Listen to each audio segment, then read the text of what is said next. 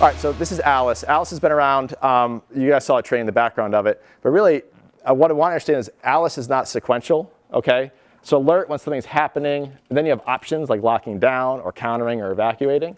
It's not sequential, but it's important that you understand each component of it so you have your kind of efficacy and that goes up. So Alice is a program that gives teachers options to respond to if there is a violent incident at their school, an active shooter, some type of situation in which a decision had to be made to how to keep our students safe. Nationally, the response to a violent incident has been the traditional lockdown, which is, lights off, the classroom gets quiet, we huddle together quietly. But based on research and other events that have happened with active shooters, it's actually not the best approach. So this training gives teachers multiple options to choose, including evacuating, including barricading their door, things that might be better responses to the situation that they're facing.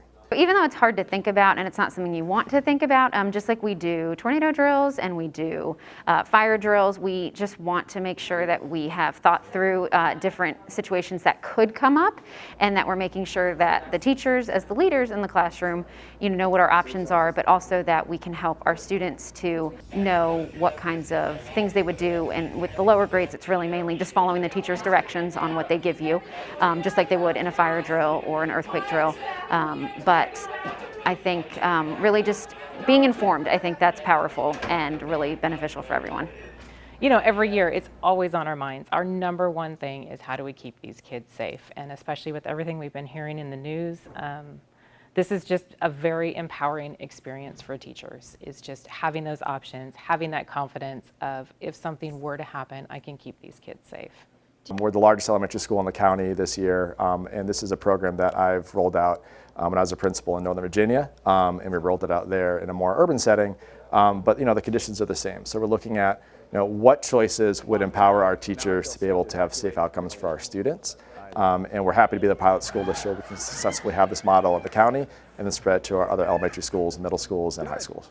This truly started through a passion of a few individuals, and so we were rolling it out with Baker-Butler to get the process and communication forms down. And through that, we have now set up trainings for all of our administrators. We're going to be doing that at our Making Connections PD form on November 7th, and from there we are going to get another core group of administrators to start training all of our schools and hopefully have all of our schools trained as soon as possible in this training. Before, whenever there were news stories about, school shootings, you put yourself there as someone who works in the schools. It's just natural. And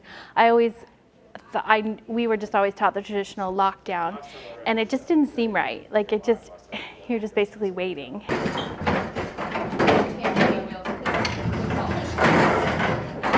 After doing this Alice training, it still is a heavy and scary subject, but I feel like I have more tools so that if I was in that situation, I wouldn't just freeze. That was always my biggest fear, is that I would just freeze and not know what to do. And now I feel like I have the tools to be able to make the best decision given the information I have.